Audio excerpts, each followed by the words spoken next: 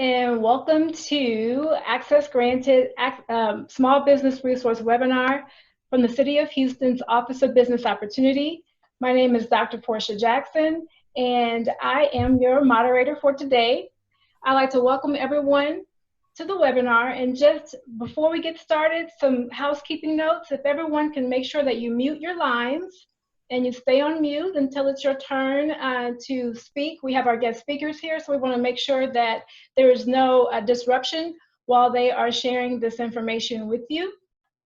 And also to know that we will have a Q&A session at the end of the call. And so at that time, if you have any questions, we'll ask for you then to unmute your lines and to ask your question. And our panelists and our guests will be more than happy to answer any of your questions. Also, we do have a chat feature, so feel free if you have a question to type it in the chat feature, and we will get that answered for you during the webinar or at the end when we take our question and answers. Just to give you a brief background, Access Granted, we started this in May to make sure that somebody's at your door. we started this in May to provide resources to small businesses to make sure that you have the resources you need to get through COVID. And we have our previous webinars on our YouTube page, which is Houston TX OBO.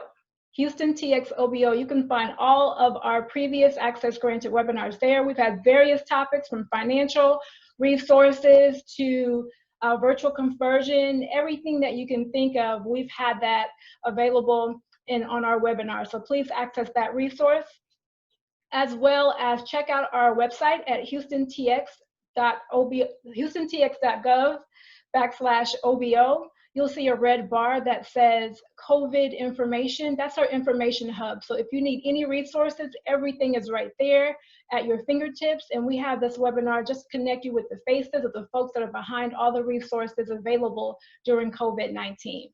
So we're going to get through this together. So please, if you have any questions, please don't feel free to ask them.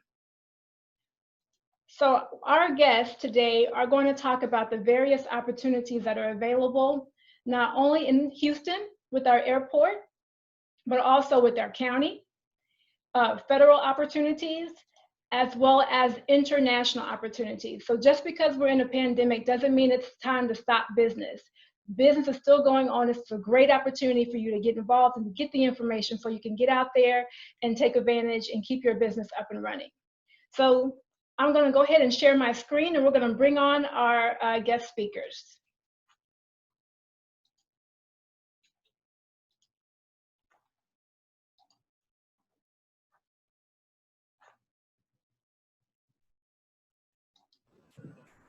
Can you hear me? Yes, I'm going to introduce you first. So everyone, our first speaker is Moquita Quinan. Did I pronounce that right? Yes, you did. She's currently our Diversity Affairs Coordinator with the Austin Gilbane joint venture, who is managing the Mickey Leland International Terminal Project, which is a major project here for the city of Houston. She's very committed to, I'm sorry, I hit the wrong button. Go back here.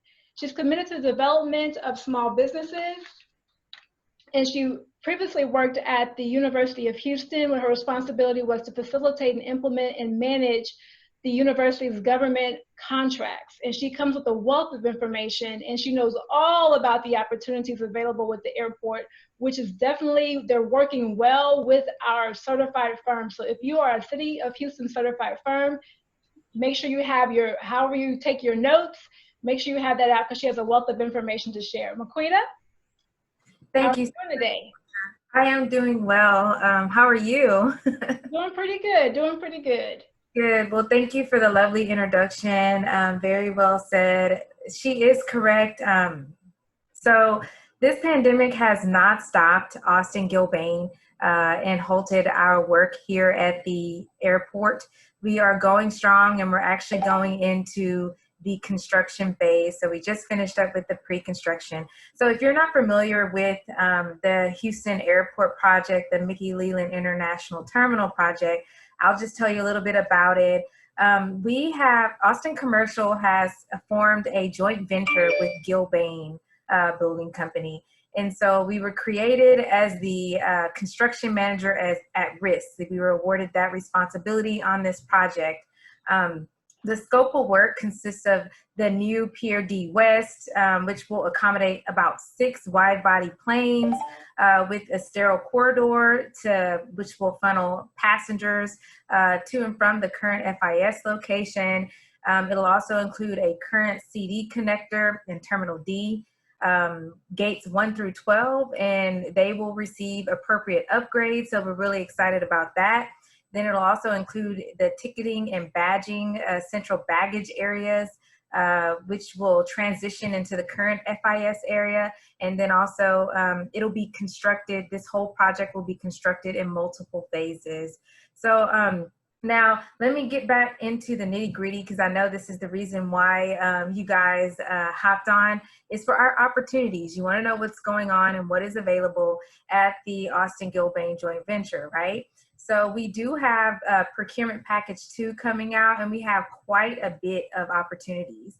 We have site utilities package, which will consist of storm, sanitary, sewer, and domestic water. We'll have electrical communications package. We'll have a duct bank package, aviation and fuels and EFSO packages, which will include the controls and everything. And then we'll also have the sterile corridor foundations packages, which will be like the drill piers. I do have one of our minority subcontractors on the line here. His name is Andrew. So after I get done telling you a little bit about you know, the diversity goals and everything, I'll actually have him speak just for a few seconds on his experience and cover anything that I missed, because he is the procurement manager.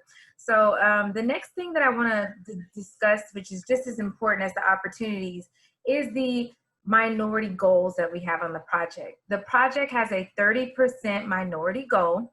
And so about 23% of that will consist of MBE, and then 7% will consist of WBE. That is extremely crucial to this project. And we are also, like, we're always making a good faith effort to reach out to minority contractors, especially City of Houston minority contractors, and just educate them on the opportunities that we have.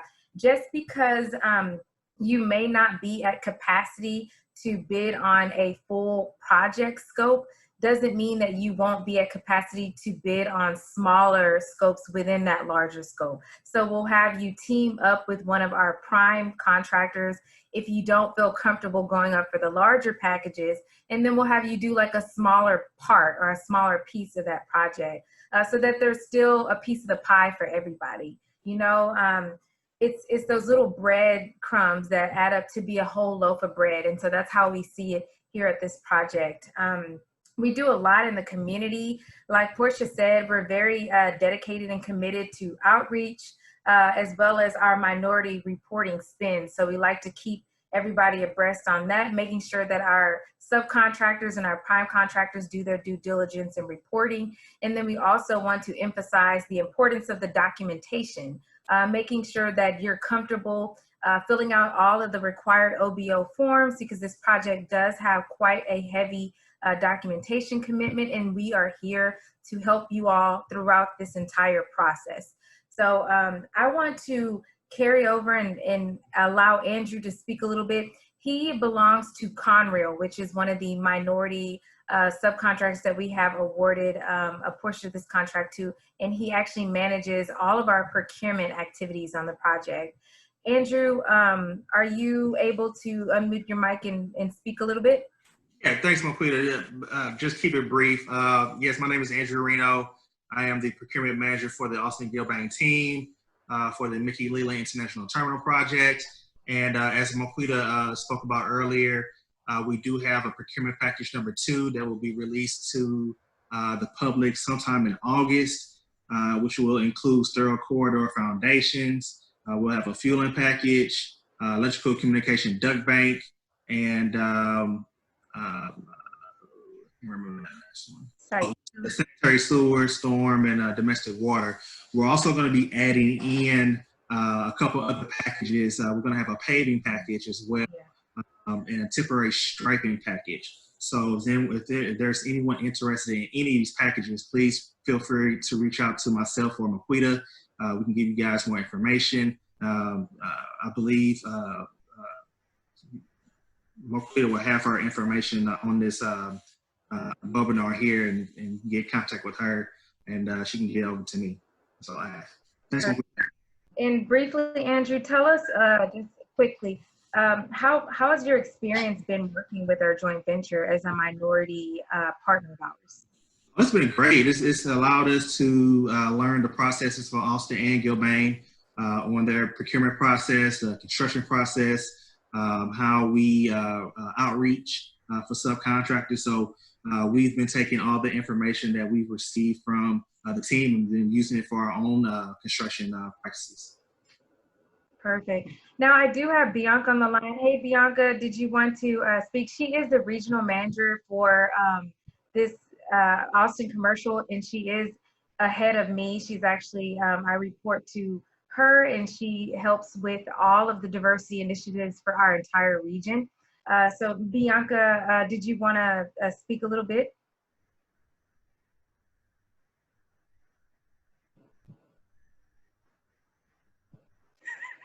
I think, wait, All are right. you? I knew I was on mute.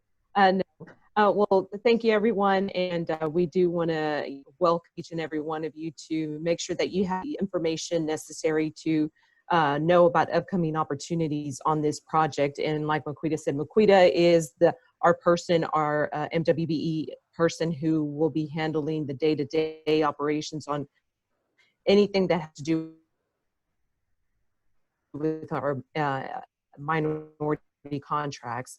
And Andrew is our minority partners that came on board with us on the front end, and we brought them on as three partners. We have Conrail, Chase, and ATSR, and so they're all serving at different capacities. So that's our commitment to the community, and letting you all know that we look at every and all opportunities and maximizing capacity for the contractors in the Houston community. So any information or questions that you all may have in regards to this project or any other projects that Austin or Gilbane may have, we're here to help you guys out. Thank you. All righty, Portia. So just to finish it off, if you guys definitely want to look more into this project, I want to encourage you guys to visit our website. We have made a couple of updates to the website, so everything should be relatively current. The website is www.austingilbane.com. So check that out to stay abreast of all of our upcoming events and opportunities. And then, of course, reach out to myself. I'll add into the comments here with my email address, so that in my phone number, so that you can give me a call if you have any additional questions that I didn't cover during this little overview. And I'll be more than happy to respond back to you promptly and get those questions answered. Okay. So thank you so much for having me, Ms. Portia. Yes, and will you be able to stick around? Because I'm sure we're going to have a bunch of questions at the end for you. Okay. Yes, I will be here. Okay, thank you so much. So what I really liked about it, and how you made mention of how you all are making sure that these small minority firms have the opportunity to work on these big projects. So we want to make sure that everyone knows it doesn't matter the size of your firm, but they are really working with you, so that they're giving you the experience to work on these contracts. And that's very important, because we do get a lot of firms who just want a chance. They just want that piece of the pie, like you said, and this program is definitely there to help you to do that. And so please take advantage of it. When we have these guests on, they're not just on just to be on the web. They're here to really provide information. So when they give you their contact information, make sure you reach out to them, because they are resourceful and they're here to help you. So again, thank you, Moquita, and your whole team for coming. That was cool. I appreciate it, and welcome all of you for being here today. So we talked about the airport, and so now we're going to move on to what's going on in the county. And we have our good friend here from the county, Jose Jimenez. Jose, I'm trying to pull up the slide. I have an introduction slide for you. Okay, so Jose is with the Harris County Precinct 2. He is the Director of Neighborhood Services and Economic Opportunity. He has a long history of being committed in cultivating competitive and diverse economic environment by promoting small business success within the precinct. And he has a mountain of knowledge and experience in this area. So Jose, how are you doing today? I'm great. Hope everybody's doing great. You Great, ready? great. We're doing great. You look great too. I like the haircut. Thanks. I appreciate Nice. it. I went back to my military days. I don't like long hair, so you know. So the floor is yours. Go ahead and tell us about what you do for the Harris County Precinct 2 and the opportunities that are available to small businesses. You know, thank you for that. And first and foremost, thank you for hosting this. It's an honor to be here, and it's great to see all these wonderful faces on the screens here. And you know, I can tell you that Commissioner Adrian Garcia is committed to working with certified minority and women-owned businesses everywhere and anywhere, and he is extremely committed to making sure that we create packages that are accessible to everyone. But first and foremost, we have to know how to actually do business with the county. I think that's been the biggest mystery across the board for many of us who've never done business with the county itself, right? So we'll start off there, but before I get any further, I need to introduce to you our newest team member who actually took over the position that I had as a purchasing director, and it's Mr. Jose Medrano here on the screen. He'll wave, there's y'all can see him right there. But he's got a long history also of being an advocate for MWBEs and other companies, and it's great to have him on the team. So in the future, when we have events like this, he can jump right in, and we can partner and tag team and all the opportunities there. So you know, that being said, let me dive in real quick because I know time is short.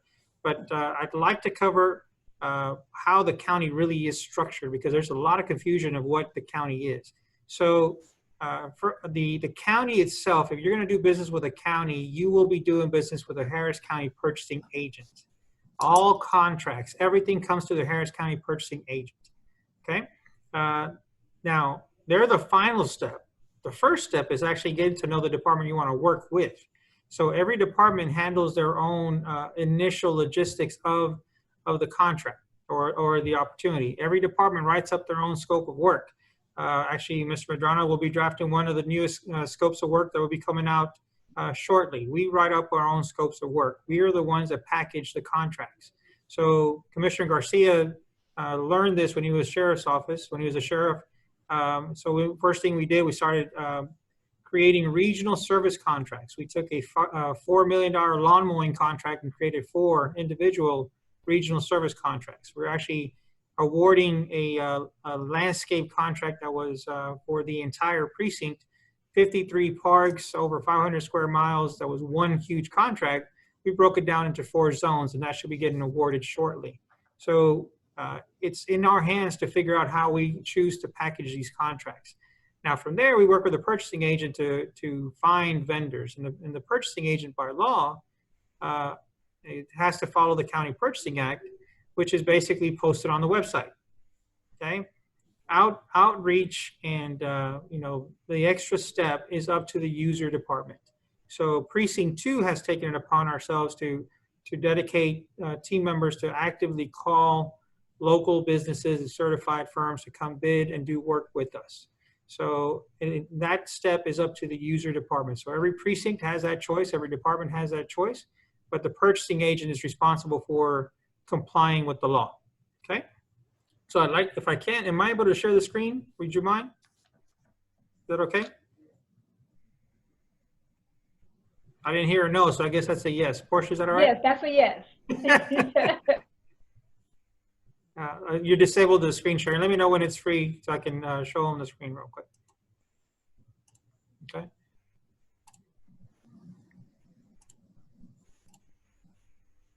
You good? All right, here we go.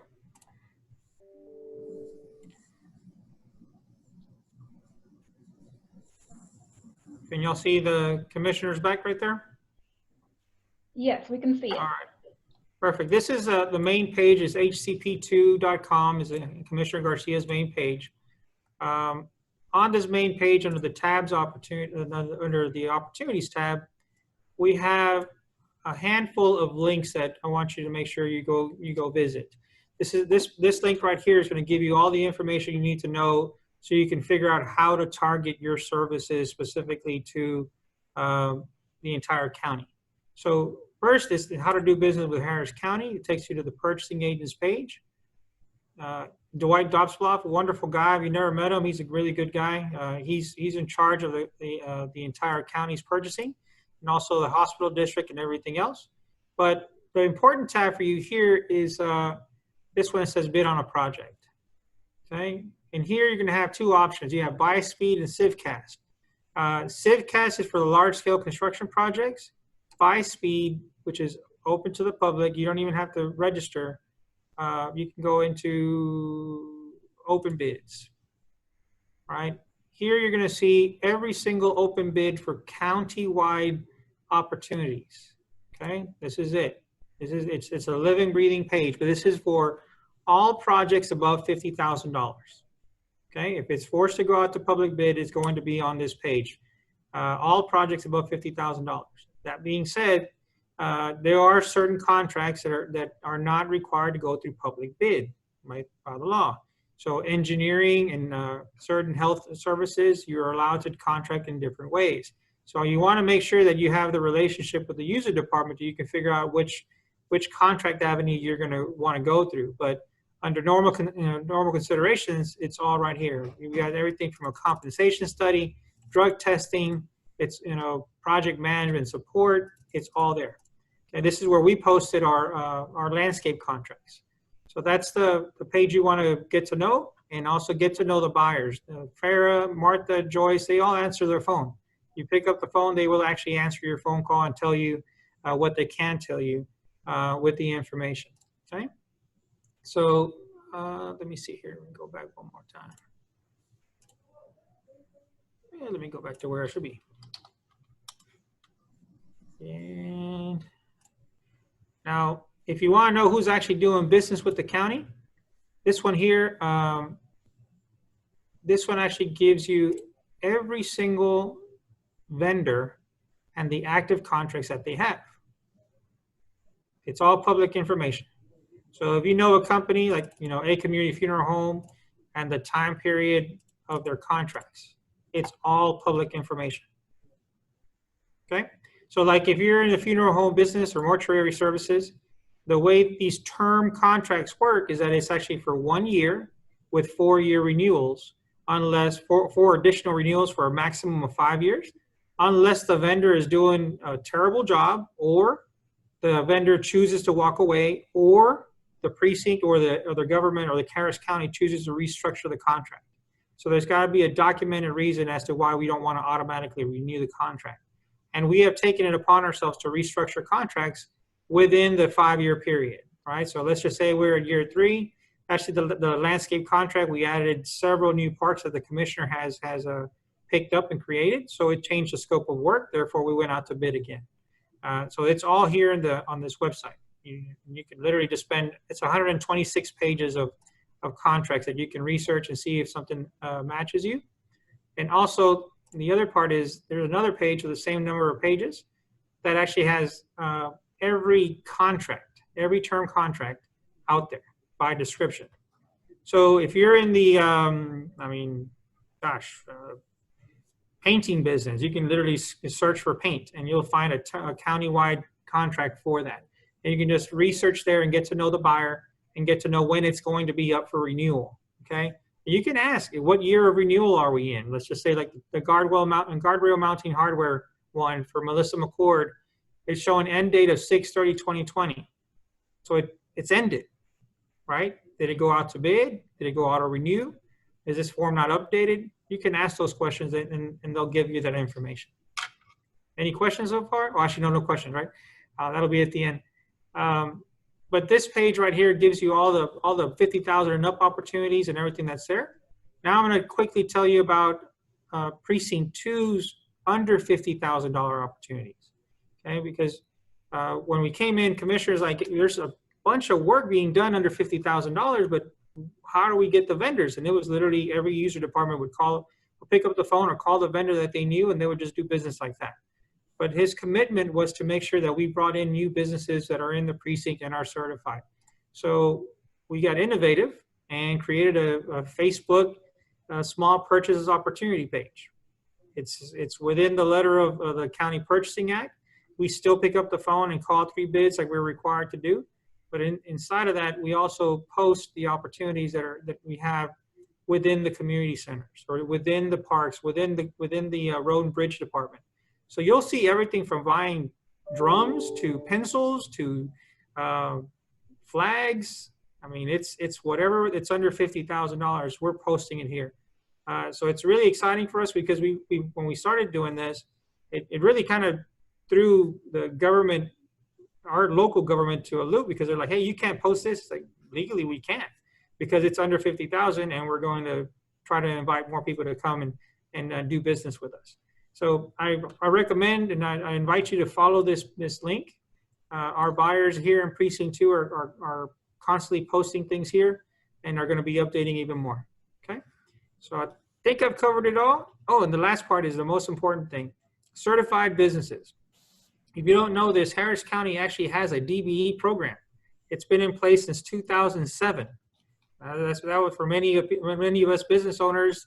That was a mystery, right? But Commissioner Garcia has been focused on making sure the DBE program is actually standing up on its own. They just finished a strong audit that was created by the county auditor, and this last Commissioner's Court, they have committed to restructuring the DBE program to create more opportunities for DBEs. In addition to that, Commissioner Ellis has proposed, and they passed to create a new or an additional MWBE program while passing and approving the Texas Hub program. So basically, if you're an MBE and you're a Texas Hub, which is in many cases one and the same in certain situations, Harris County will be moving to recognize Texas Hubs, and very shortly with the implementation of B2G Now, to start tracking subcontractor utilization. Harris County officially doesn't track subcontractor utilization as of now. You know, so that really put us in a difficult situation. So we're in our first year of being commissioner committed to making primes our certified primes our priority. And he accomplished in his first calendar year, 36% of the dollars that were paid out went to certified firms. So, you know, if those numbers don't show commitment to certified primes, you know, I don't know what is. But moving forward, we're going to keep pushing that envelope so we can get more businesses like you involved with Harris County. So, any questions? Oh, I think that's it. I tried to cover it as fast as I could because I know there's 2 other speakers. So, we're good? We're good. Thank you, Jose. And like I told you, he shared a wealth of information for small business owners. And I like that you all are starting your MBE program. And so that lends more opportunities for everyone to take advantage. If you can do me a favor, Jose, and can you put the website that you shared with all the bidding information in the chat feature? Some folks are asking for that. And also if you can, folks, make sure you look at this Facebook page to get the information about the bids that are less than $50,000. And let's see. Are you able to unshare your screen? That's what I'm trying to figure out. This is, let's see here.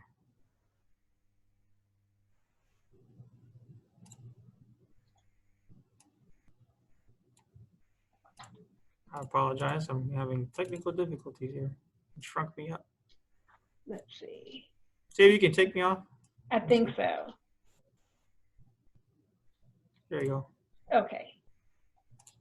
All right, everyone. Our next speaker is from the Small Business Administration, Ida Benson. She has over 20 years of experience in extensive experience with working with small businesses. Currently, she is the Business Opportunity Specialist over there at our regional Houston office at the SBA. And her responsibilities include promoting SBA programs and services through outreach and marketing, as well as doing recruitment, training, education, and development of all small businesses. And she also has a wealth of information to share about the opportunities from the federal perspective. So we've talked about the local, I can't even talk, the local perspective with the airport. We talked about the county, and Jose took you through how to do that, how to develop relationships and where to go to figure out who's the buyers and what's been available and rewarded. And now Ida's going to talk about the federal opportunities available for small businesses. Ida, how are you today? Hello. Thank you for inviting me. This is some great information. I'm over here taking notes myself. Thank you. Are you going to pull up the PowerPoint? There we go. Mm-hmm. So, good afternoon, everyone. Again, my name is Ida Benson. Primarily, my title is Business Opportunity Specialist. So, for the bulk of the time, I actually take care of 8A certified firms. So we're just going to go over a little information today about the intro of how to get started with federal contracting. Next.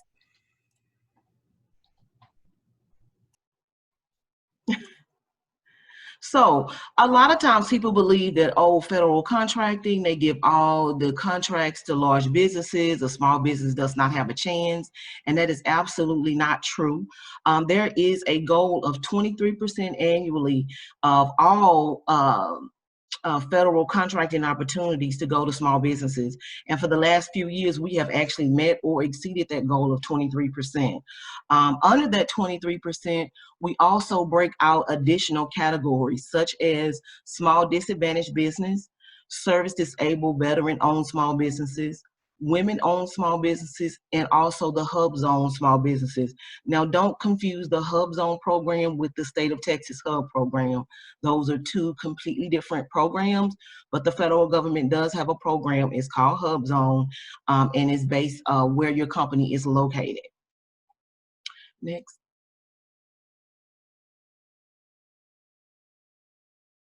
So how do you get started with federal contracting? First, you want to research your NAICS codes, and your NAICS codes are basically your industry codes. It describes what you do, what service or product that you plan to sell to the federal government. This is a 6-digit code.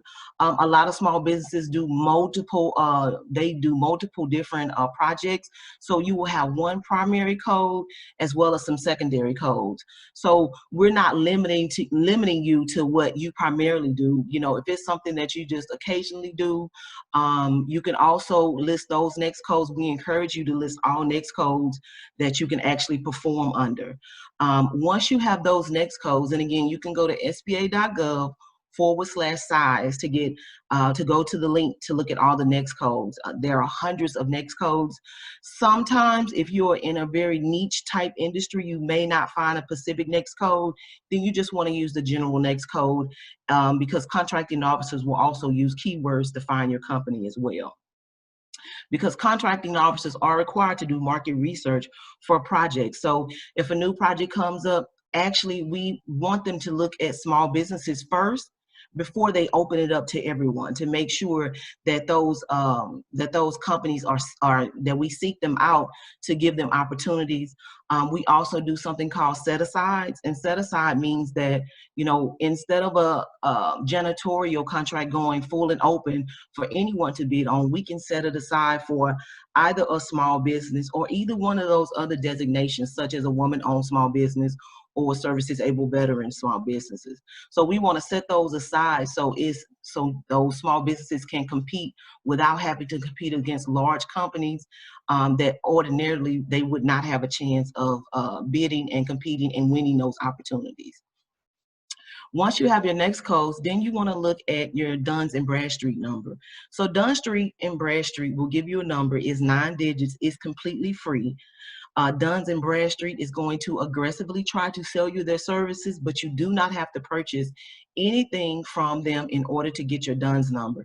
It's a 9-digit number, and it is assigned to your company only. So once you have your NAICS codes, you have your Duns number, then you need to register your firm at sam.gov. Registration and certification are different, so don't confuse the two. Registration is required in order to do business with the federal government, but certification is not. So you want to register your company. It is a simple process, just going in, basically inputting a lot of information about your company. I would suggest that you be very careful with your login information because the federal government pays you electronically and your banking information is also in SAM.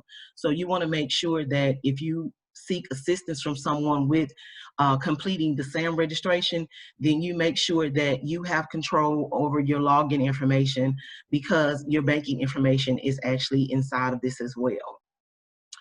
Once you have started on, so once you have done that, then I suggest you contact PTAC. PTAC is Procurement Technical Assistance Center. They are actually partially funded by the Department of Defense, so all of their services are free of charge. And they can actually help assist you in working with any level of government. So whether or not, you know, you decide today that federal is not an avenue that you want to pursue, they can also help you with the City of Houston. They can help you with Harris County, Metro, the Port of Houston. So they can actually help you with any level of government. So I strongly encourage that you contact PTAC and become a client of theirs as well. Now, let's say that you have looked at your DUNS number, you have your DUNS number, you have your NEXT codes, but you're having trouble with SAM. PTAC can actually help you with SAM. I know you'll see a lot of advertisements for people encouraging you to purchase their services, but a lot of times there are free services in the city that can help you without you having to pay someone. And PTAC is one of those organizations that can help you free of charge. Also, searching for federal opportunities, formerly known as FBO or Federal Business Opportunities.gov, is now located at beta.sam.gov. All federal opportunities over $25,000 will be advertised at beta.sam.gov. So when you start looking for opportunities, again, SAM registration is not an option, is a requirement. So once you start looking for opportunities and you find an opportunity, you figure, oh, I want to bid on this, it's set aside for a small business, I can perform on this work. I feel like I have a really great opportunity of winning this. You must make sure you are registered in SAM because you can bid on federal opportunities every day, but unless you are registered in SAM, you will never be awarded an opportunity. So you want to make sure that you are registered in SAM. As far as marketing, so I'm going to skip to marketing. So with the federal government, we're nationwide. So, and it really depends on what industry you're in. A lot of industries can work nationwide. They're not limited to their current area that they're located in. So, marketing your company is really, really important.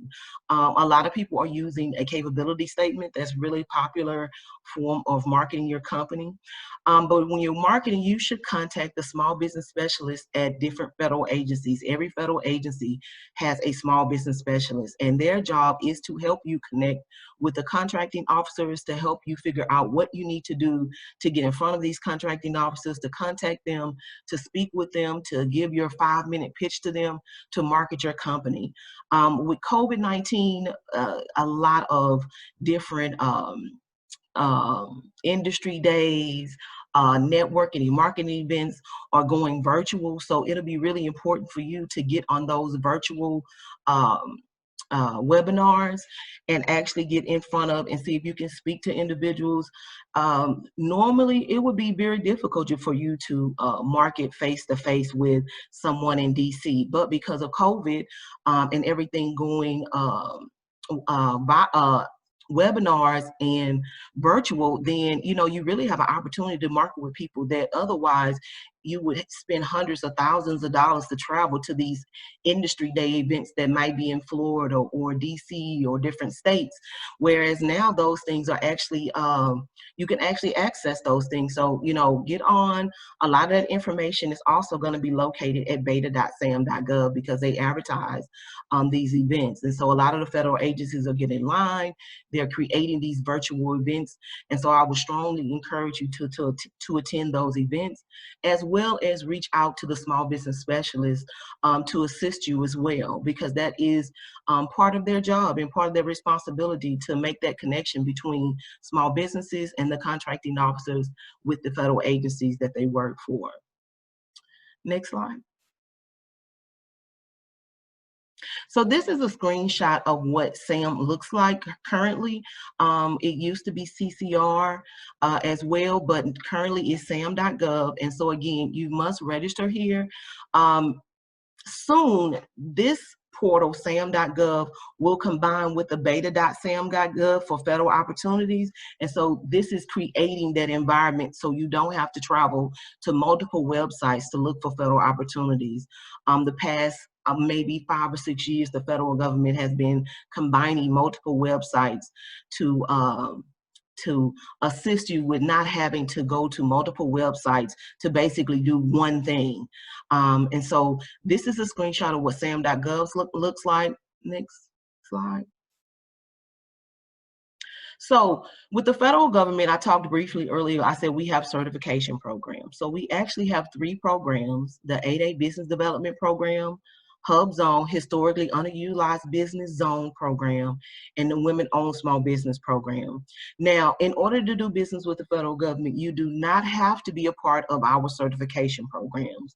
These programs are designed to actually help you decrease that competition field even further, besides just being a small business, because all of these designations have set aside contracts as well. But again, this is completely optional for you. But if you would like additional information on these programs, we are doing webinars daily for our certification programs as well. And so if you visit sba.gov, you can actually sign up for our newsletter, and you will get daily emails about different webinars and trainings that we'll be doing as from the Houston District Office. Next slide. And again, as I stated previously, you do not have to be certified in order to do business with the federal government. If you would, when you register in SAM, you will actually self-certify yourself as a small business. So you will be certified as a small business, a small disadvantaged business. If you decide to do that, then you will actually have to input some financial information. But again, that's completely up to you. You don't have to do that. You can just be a self-certified as a small business, veteran-owned small business, and also the service-disabled veteran small business. So with veterans, you also have to register with the VA as well as with sam.gov for your veteran designation. Next slide. This is the contact information. Again, I'm located in Houston. My name is Ida Benson. I also have a counterpart, Gay Spears Madison. She's able to help you as well. And the third person we have on this screen is Nija Hurd. Her title is Procurement Center Representative, and part of her job is to make sure that federal agencies set aside projects for small businesses. So if a agency has a project that they're working on and they want to advertise, Ms. Hurd makes sure that there are no small businesses that can perform that work, because if they are, they have to make sure that it's offered to them the opportunity. And that's done. A lot of times you will see something on beta.sam that says a source is sought or request for information. Those are the contracting officers doing market research to see whether or not a small business can perform that job. If you see that, you should always, always, always respond to that, because a lot of people feel like, oh, well, you know, when it comes out, then I'll place a bid, or I'll put in a proposal. But if enough small businesses don't respond to that, then it will not be set aside for a small business. It will go full and open, and you will have to compete with everyone as opposed to only small businesses in your industry. So if you see something on beta.sam that's a pre-solicitation or a source is sought or a request for information, please make sure that you respond to that, because that's how opportunities get set aside for small businesses. Okay, next slide. Is that's it? That's it? Okay, That's it. I want to make it quick. Thank you so much for sharing the information that you have. And so everyone, make sure you take a picture of the screen so you have her contact information as well as the rest of the members of her team. And for the sake of time, I'm going to move right next to our next speaker, which is Myriam Bahaj. She is the CEO of Acies Design. It's a consulting company that connects African businesses with American entrepreneurs. So think of her as a business matchmaker. She has over 10 years of experience working with Ernst & Young where she identified international opportunities and represented clients all over the world. Myriam, how are you doing today? I'm good. I'm good. Thank you. And you. Thank you for the opportunity today. All right. So you have some slides, so I'm going to pull those up. So if you want to just go ahead and start your presentation as I get your slides up. Yes, sure. Yes. So thank you very much, Miss Portia. My French and Moroccan roots facilitates the knowledge of opportunities in Europe and Africa and now in America. So in addition to that, I travel and work in the Middle East, in many countries in Africa, like Morocco, Senegal, Mali, and since I'm French, France, in Europe, UK, Germany. So through my ventures, I identify for you today the opportunity for small businesses. So let's start with the first question. Okay, so tell us about the opportunities in Africa that our small businesses can take advantage of. So the first information that I think it's important to know is that Texas is by far the #1 state for global exports. So let's expand the relationship between Texas and the rest of the world for more business opportunity for small businesses. So I select for you 5 fields that I think we should focus more for small businesses, but indeed there are plenty of opportunities in the world.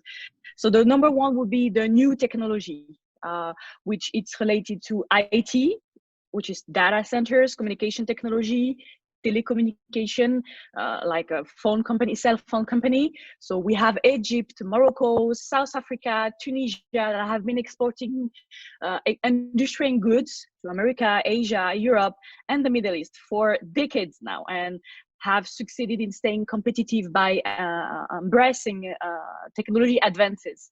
We also have this category of drones in the new technology that I want to really make a focus on it, because it's a big opportunity for small businesses to deliver medical supplies, food, surveillance, and logistics.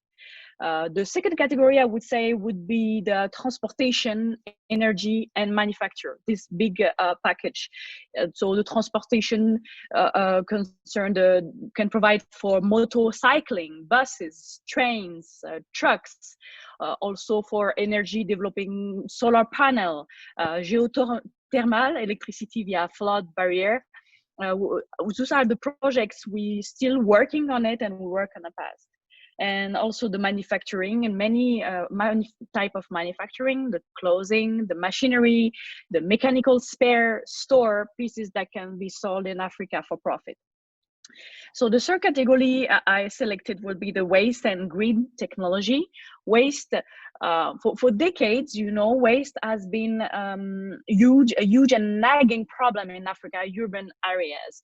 So Acies facilitates projects with local leaderships to establish green energy projects with biomethane, biogas in general. And the fourth would be the agribusiness crowd farming. So for those who don't know what is crowd farming, it's an online platform that promotes direct contact between farmers and food lovers. So we have cocoa, peanuts, sweet potatoes, coffee, sugar. So according to the UN, Africa's agri-business industry is expecting to be worth 1 trillion by 2030. So Africa spends over 30 billion in food imports annually. So it's a big part of the problem. Most of the Africa food is still produced by smallholder farmers in a rural area.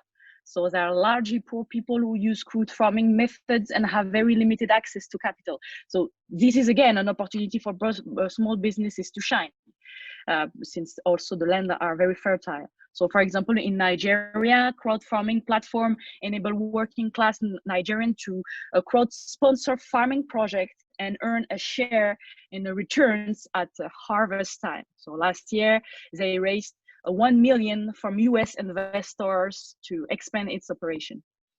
And the last part would be the tourism, not the least. It's very important. We have plenty way of doing tourism in Africa, plenty cities, and I like to talk about cities more than countries. So it's concerned the Cape Town, Cairo in Egypt, Marrakesh in Morocco, Tenerife, Casablanca, Fez, Madagascar.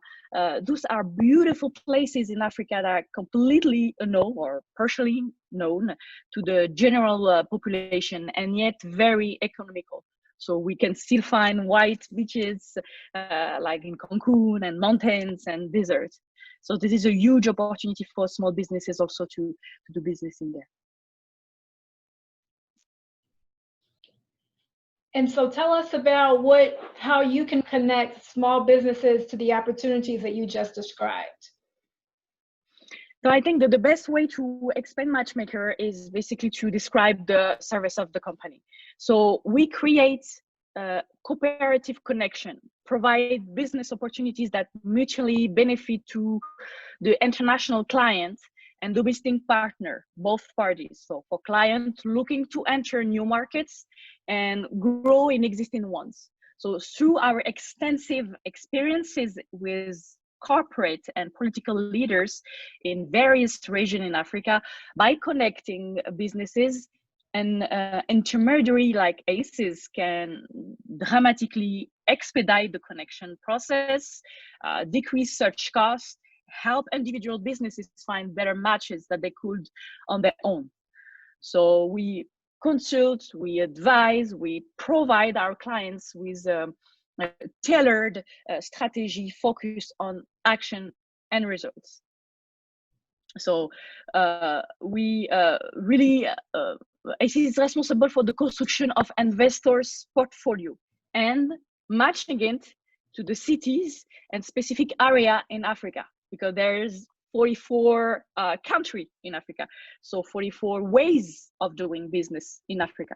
So we provide personal relationship. My team and I develop over the years of experiences.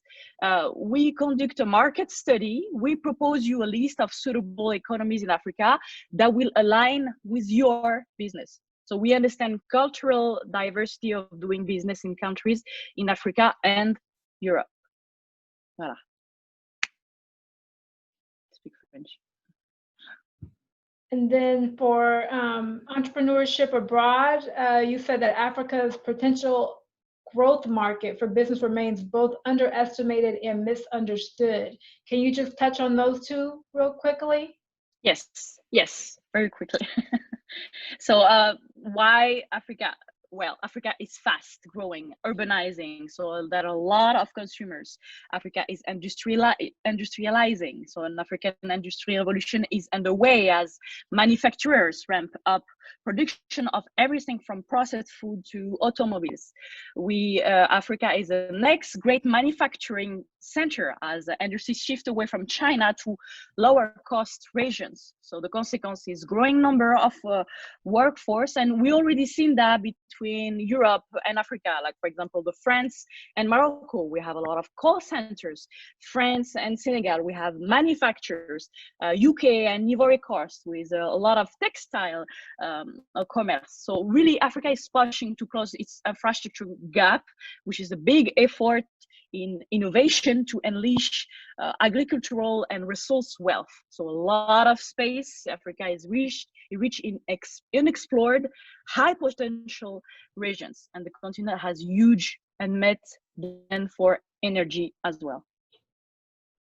Excellent. And then you kind of touched already on the managing barriers and in the countries that are involved here.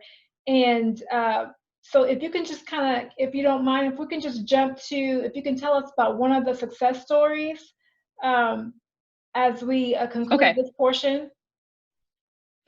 Yeah, I can talk to you very fast, the three success stories that I prepare for you. So the first would be the exportation of exotic woods. So my team and I, we have the opportunity to work on this project. My Congolese client wanted to expand his fruitful business in Texas. He reached out to me for assisting. So my team and I propose meetings, like meeting with the Congolese partner, understanding his vision and possibility, the marketing research regarding the interest of exotic wood from Congo in Texas, checking international regulation, logistics, supply chain between Congo and Port of Houston. We have been also assisting in the operation stateside partnership, and we're also trying to expand right now with him, since he have a tourist project still ongoing. The second success story I really want to share with you, since I'm Moroccan, I need to talk about Morocco, would be the Morocco real estate and tourism. So there always been an interest in tourism between West Africa and West Europe, and North Africa. And my team and I contribute to develop, to really assisting in the development of RIADs, we call it Moroccan Mansion, with European market facilitating real estate ambition through Acies.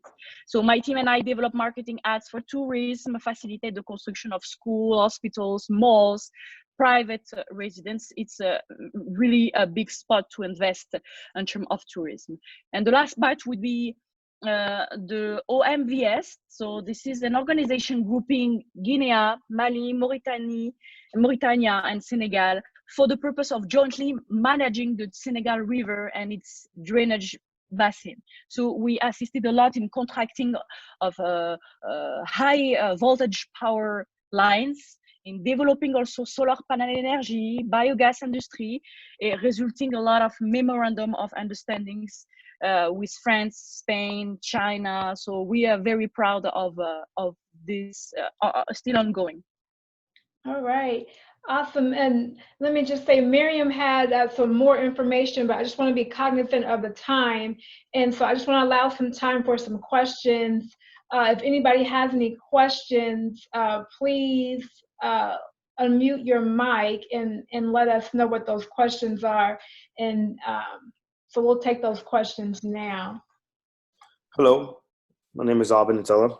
I had a question for Ms. Benson. Ms. Benson, how fast are awards for such contracts? And once we are in the SAM system, and I'm trying to get a contract with the federal government, how fast is that duration until I'm awarded the contract?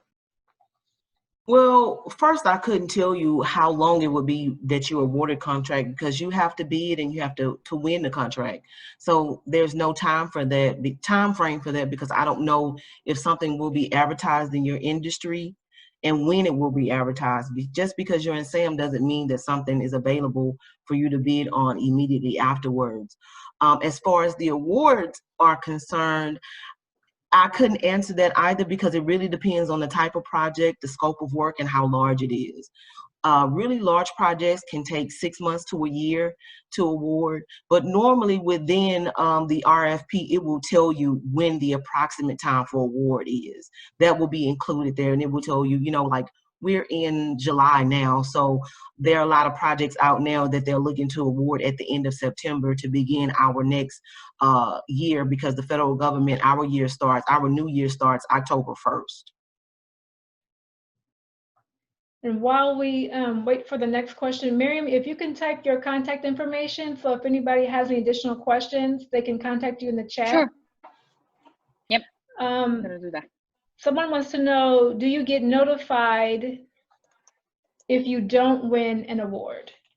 Yes, you will get notified if you were not the apparent awardee. And you can also ask to be deposed to figure out why you didn't win, where you scored low on the points, to figure out what you need to adjust when you bid on the next project. Okay. The next question is, will this presentation be sent out? I believe you're referring to Myriam's presentation. Myriam, are you okay with your presentation being shared to the participants? Yes. Okay, so we'll get that information shared to you all. Are there any other questions that someone has? Going once? Going twice? Is there any information that our guest speakers want to wrap up? If there anything that you wanted to say but didn't have a chance to say that you definitely want the participants to know before we close out this webinar?